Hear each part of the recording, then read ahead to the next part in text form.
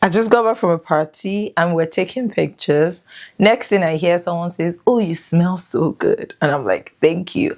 Let me tell you a feeling that brought back. I just had this flashback to my secondary school days. I was like maybe 13, 14. And I remember seniors and, people who were serving like 3 years above, 4 years above seniors would come to my room just to come see the way I set up my clothes. Like they would literally call themselves. One day, one senior saw my locker.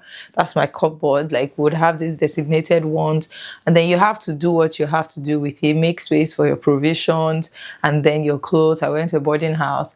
And then I remember one senior girl was passing by and she just caught that sight. And she went to call so many of her friends and they're like, "How do you get your wardrobe to be this clean?" And it's not far-fetched. That's why in my house too, growing up, if you take my thing, you better return it. Said all of this to say that for me, being tidy and keeping my space, my body, my things clean really do help me to feel sane. And I believe that even something as little as keeping my clothes tidy so that I don't have to spend time now looking for this and that. If you ask me, where is that green shirt? I know exactly where it is. No, it's not OCD. But also, please, when you use my perfume, put it right back, okay? I used to be that petsy teenager growing up, and my sisters were like, "No one can even touch your stuff." I'm like, the problem is not like you're touching it. The problem is that when you touch it, you don't put it right back. And I know that there are extremes to this. For example, I've seen people actually wear shoes on the bed. I think that's just really foul. And then on the other hand, I've seen people say, "Oh, I don't wear outside clothes to sit down in my house. I have to take them right off." And I'm like, is this COVID? Are you guys just stuck in the past? But even pre-COVID, I've heard people say things like that. But for me, it doesn't take much effort. Like the other day, I saw a woman talking about the bed sheet tearing heels. So apparently some people have heels that, really pierces beds. And I took a look at my own. Yes, I do get constant pedicures, but even before my history of monthly pedicures, I've always just had a way of moisturizing every day with shea butter. That's my heel. And like the very important part of my body smelling nice without effort. Because this woman then on Instagram was talking about all the products she uses to make sure that, that place stays very soft. I'm just like, no, I don't have to use all those products. So I guess what I'm driving at is that the things I'm going to be saying here are simple everyday things, simple changes here and there, or things that just to, jerk your memory or jerk your consciousness to the fact that if you make these little changes, it can be a whole lot better for the way you feel, the way you smell, and the way you look. So without further ado, let's jump right into it. That was a very long intro. My name is Vulva Solutions. If you're seeing my video for the first time, welcome to the tribe. Welcome to Team Solutions. In today's video, I'm just talking about simple acts to keep you tidy, whether as a woman or as a man, okay? And the first thing I'm going to say right off the bat is please and please and please, for the sake of mankind, use an antiperspirant. Once you enter puberty and once you begin to mature in these places, there is no reason that you should not have an antiperspirant. Why? Because your body naturally would produce sweat and those sweats then start to smell. An antiperspirant just allows your body to refresh itself. Deodorants on the other side actually help you to mask odors, while antiperspirants help you to avoid sweat. So either ways, please just use something that makes sure that those sweat or those odors that come out from those beads as a woman do not choke the world. But I also know that there's some people who maybe can't afford it. Honestly, there's so many options, and I don't know why you'll be watching YouTube. You have access to YouTube, you can buy data, and you cannot afford it, right? This is me just trying to bring everybody in all the financial class into the picture. But there are also very natural home things you can use. Sometimes it's just a mix of lemon and then you just put it on there. Even these days, I'm looking for a more organic antiperspirant for myself. I'm saying it doesn't all have to be a huge financial implication, but please, whatever you do every single day, especially on days that you're stepping out, especially on days that you're very active, please make sure that you use something that either masks the odor or that reduces sweat. The other part of the equation is the perfumes. Use perfumes in your house. Now, this is not by force. This is not compulsory. But if you can afford it, also use perfumes. I use perfumes in my house right after I shower. Doesn't matter if I'm going out. Now, if I'm going out, I have some really good grade ones. I'll make someone say, "Oh, you smell nice." But even in my house, I have the cheaper end ones that I just use to smell good for myself. I'm going around the house, I have perfumes for my house, for my space, for my bedrooms that just keep the whole place smelling nice so that I don't want somebody somebody come and visit me and they're choking. No, I don't want to enter my house. Like sometimes they just took out the trash. I enter my house, I catch that whiff, I'm immediately disgusted. Please, can you spray the perfume in the house, right? So those are just 2 in 1. Use an antiperspirant or deodorant, and also use perfumes to get yourself smelling good. Always. I think the only time I do not use any of those things when I'm going to bed, but that's because I know that when I wake up and walk out, the next thing is to go get fresh again. This next one is pretty interesting, and I feel like everybody should know that, especially as an adult, but unfortunately not everybody knows that. It is please and please wear your intimates just once, whether it's your underwear, whether it's your bras. Once is okay. This is not a case of many times. No, once is okay. And for me personally, something I also had to grow into, especially for my bras. Never have I worn my underwears, like pants, more than once. Pants have different names here, like trouser is pants, but I mean like underwear, inner intimate wear. That's what I mean. Never have I ever. However, I also know that people wear bras for like extended period of time. 1 week, 2 weeks, and you're not washing your bras. Houston, we have a problem.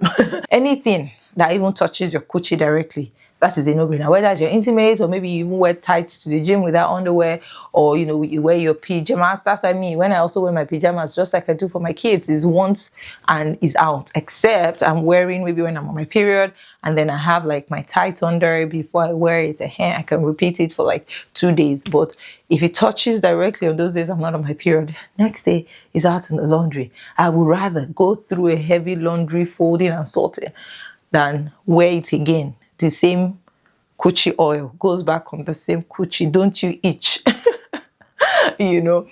So yes, that goes without saying. And again, bras, because they're closer to the armpits, the sweat, whether or not you know it, actually sieve into it. So yeah.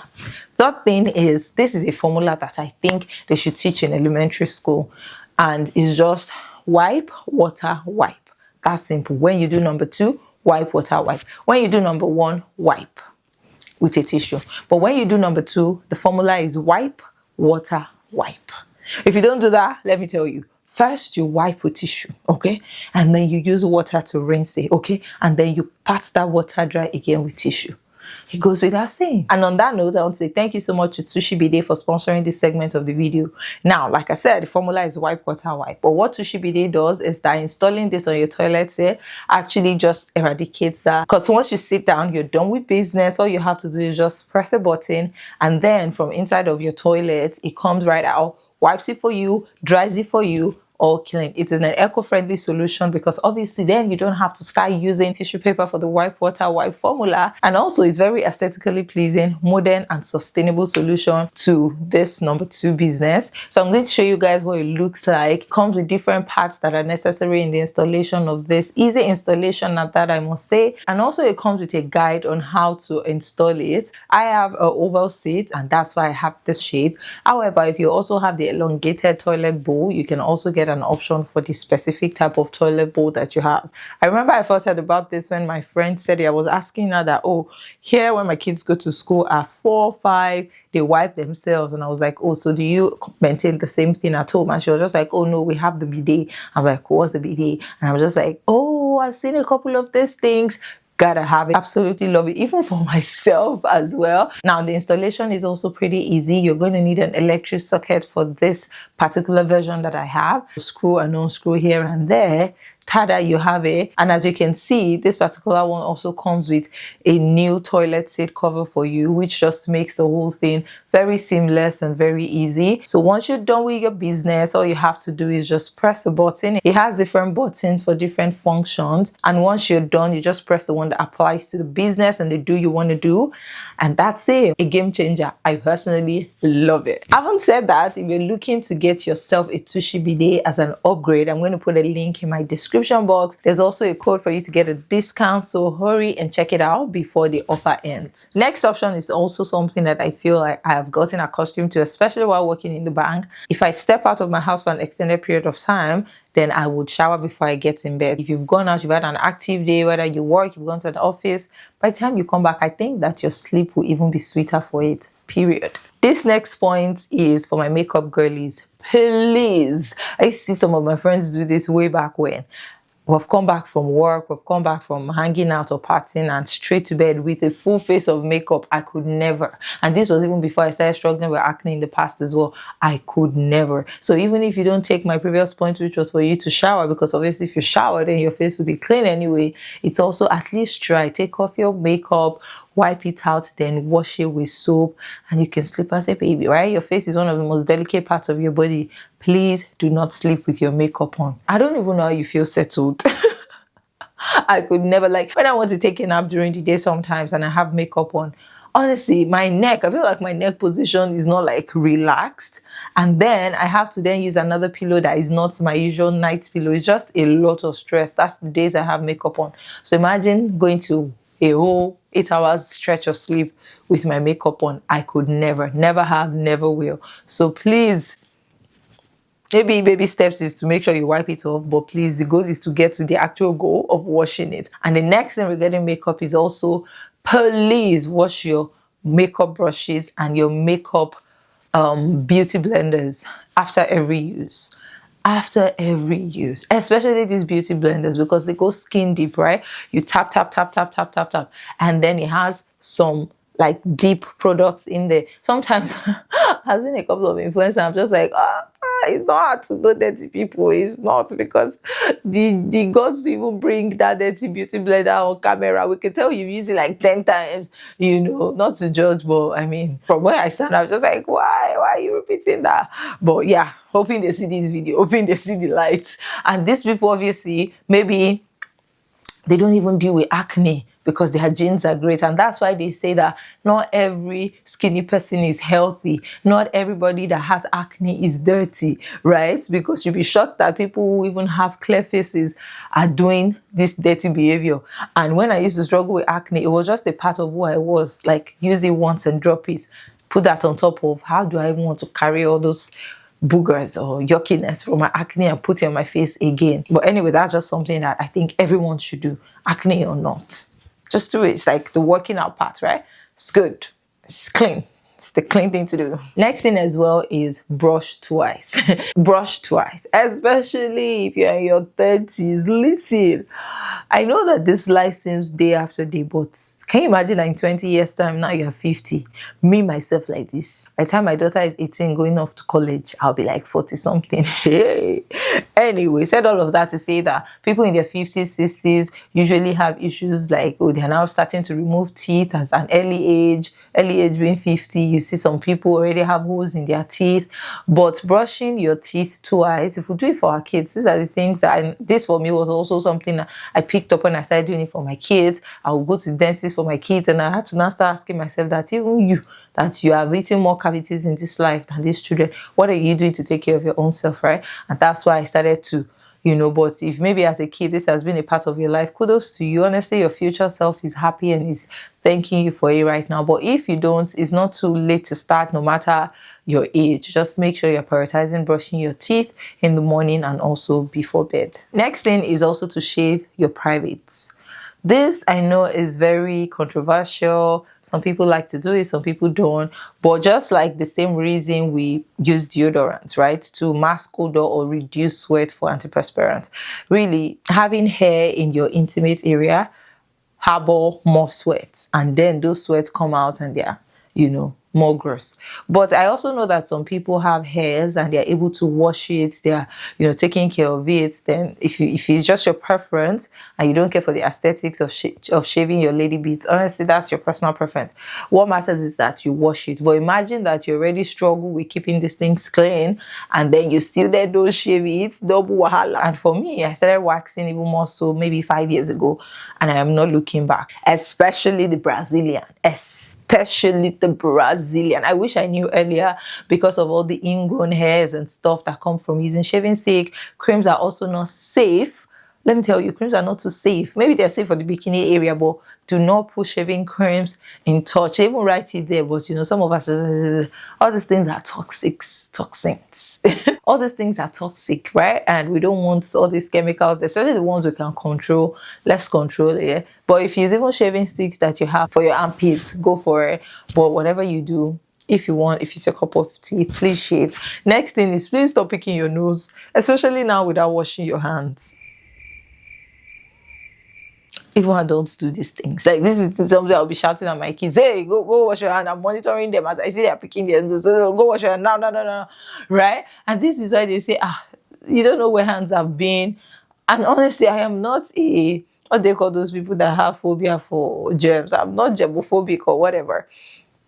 Maybe I am. But the idea of digging your nose, you dig it, and you roll it, and flick it. Come on. And you now use that hand to shake somebody or move on. Sometimes again, you use to eat. It's just like, so even if it's reflex and you catch yourself digging into your nose, be conscious enough that you get up and you go wash those hands with soap and water. Like, these hands do the grossest things in the world. They do the most gross things in the world. But the consciousness to keep them clean, wash my hands. Like, recently I told my helper, I said, you see how much I wash my hand, right? I remember when I newly relocated, my hands were really, really dry and ashy. And that's because obviously I was always washing it. I've done this wash. I want to feed my daughter, wash. I want to do this, wash. And before I now consciously started also moisturizing in the same frequency I was washing them, and then it all bounced back. Okay, last thing has to also do with our shower routine. Please and please, you see, there's something my friend did for us when we were in school called the pencil test, and it's for the boobs. Okay, so this is for my ladies, for the boobs. She said that I want to see if you pass the pencil test. I remember we were in 400 level the last year of our university, so she had put a pencil under my boobs, and then the pencil fell right off. So she was like, okay, you passed the pencil test. And then for her, she put the pencil and then the pencil stayed. So that means that her breast was already sagging small. But I could tell you that right now, F9 in the pencil test. Why? Because I fed 2 children, exclusive 6 months with this breast. That was funny. No shame in my game. But that is to say, knowing where I am, at that time, I didn't have to consciously be lifting up my breast to be washing under it, right? So the point here is, please take your time to wash all the nooks and crannies of your body that you're not conscious about. I used to have this theory growing up that I think the reason our elbows, our knees, and just some parts of our bodies are darker than the rest is that our parents did not pay attention to scrubbing it, our armpits, the way they, so even unconsciously, I make extra effort to do it for my kids, even though I know that some of those things are just like natural, that's how the skin is. But I mean, if for effort. But my point is, not to digress too much, is please wash those things that are not easily just washable, right? If you're a mom or whether you have a big boobs, take your time when you're showering, lift up those things and wash under it frequently at that, because that is where sweat and skunks and stinks can hide, right? And also your anus. That what am I doing this video? I believe this will bless somebody. Honestly, you see your anus, put some sponge there. Those cheeks, spread them, bend over and wash them. Wash them very well. Those things, they stink, they harbor dirt, they harbor a lot of smells. Wash them every day. Come out, shower, feeling fresh with yourself. And I'm just going to wrap it up with this. I don't think this is controversial for me, but I think that there's still a lot of argument about it. Me, I just feel like I've seen the light, I know the light, you know what you're arguing about. But it's the part about washing your vulva or your vagina. Now, your vagina is a self-cleaning organ of your body. It cleans itself, and it is recommended not to wash it with any soap, whether mild or strong. Do not just touch your vagina to wash it, because it already self-cleans itself, and also you don't want to disrupt the pH or the balance of it. Now, I think the problem with what I just said is that a lot of us think that the vagina is just a part of the body, the one we touch. No, the vagina is actually inside. So that means that anytime you put a finger and you touch the inside to wash it with soap, you're actually doing more harm than good. With that, you don't have to dig, because it cleans itself. Like, there is no need disrupting the organic nature of that space. Now, your vulva is actually what you see,